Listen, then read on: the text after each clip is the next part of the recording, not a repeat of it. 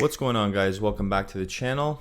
In this video, we're going to do a good deep dive on the housing market. Every region in Canada, we're going to go over what's been changing in the market, what we've been seeing from my standpoint, and also we're going to look at the reports of recent sales and activity, and I'm just going to chat with you about it. So grab a coffee, sit down, let's get into it. You heard me talk about, if you've been following or you've been watching, you've been hearing me talk about how I would think there were going to be a lot more listings coming on the market. And that's exactly what we've been seeing. There's been a massive surge in listings across the country. It's like someone flipped a switch and everyone's starting to sell now. With this rate cut that we just had, it's like suddenly everyone decided to put their house on the market, which is really interesting and kind of funny, honestly. And I'm talking about a real serious influx here. The Greater Toronto Area alone, we're seeing over 22% more listings compared to last year. Vancouver's not far behind with an 18% jump.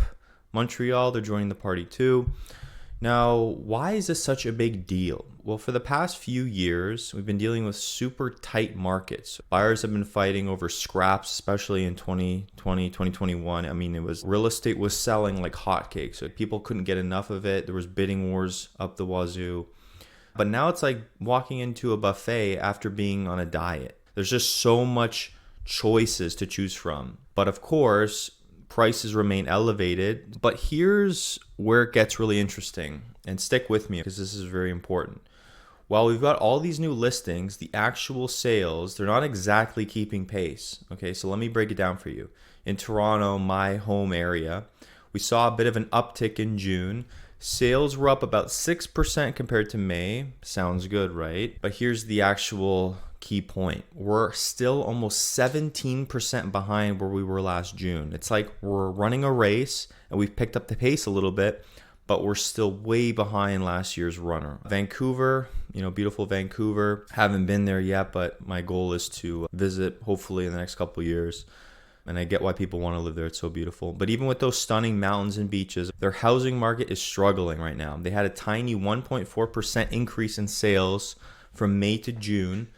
But, and this is a big but, they're down 28% compared to last June. That's a nosedive, okay? Now let's talk about Montreal. They're doing a bit better than others with a 9% jump in sales from May to June, but they're still trailing behind last year by about 7%, okay? It's like they're the least sick patient in the hospital. So better than others, but still not at their peak physical form.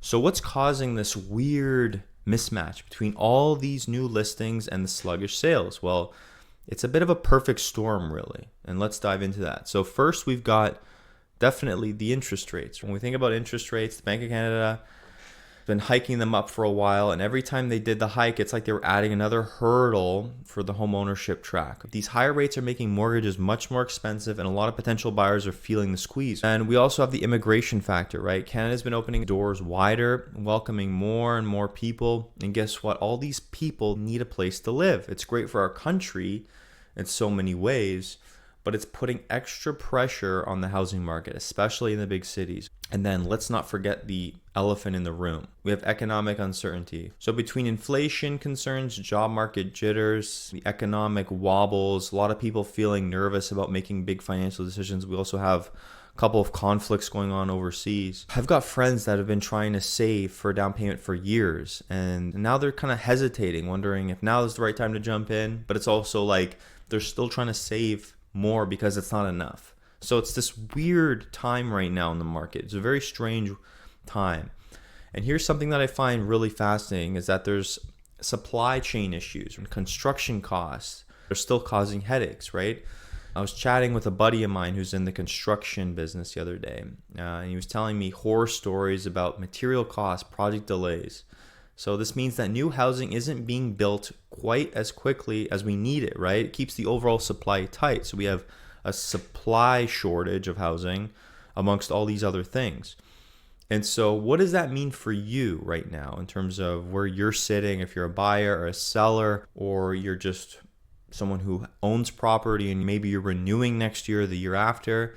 If you're looking to buy, this could actually be your moment. This is actually a great time for buyers. Even though it seems like we're in a bit of a balanced market, it's shifting more to a buyer's market.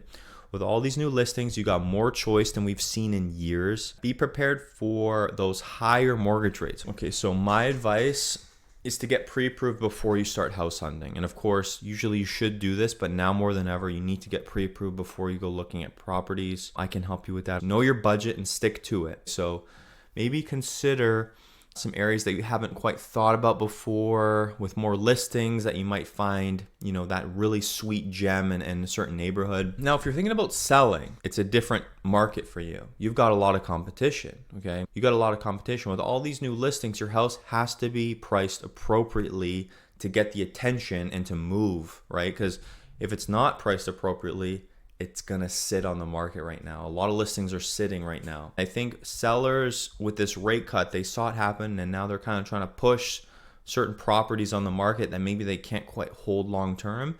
And now they're really seeing the market go stale. So not only that, but you have to have a pristine presentation. You gotta have competitive pricing. Maybe you gotta have the fancy virtual tours that stand out differently from other virtual tours. But you can't just list it and forget it and then put the sign on the lawn and it's gonna sell. That's not the market we're in anymore. You gotta hustle a bit now as a seller.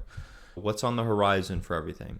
This flood of new listings could lead to a more balanced market, possibly even a buyer's market, which could be a nice change from the past decade or two. If sales stay slow, we might see prices start to dip in some areas. And I mean, you're seeing this in certain areas like Toronto and the condo market. I don't think we're going to see any crashes, but remember, Canada still has a long-term supply housing shortage. This is a huge factor, okay?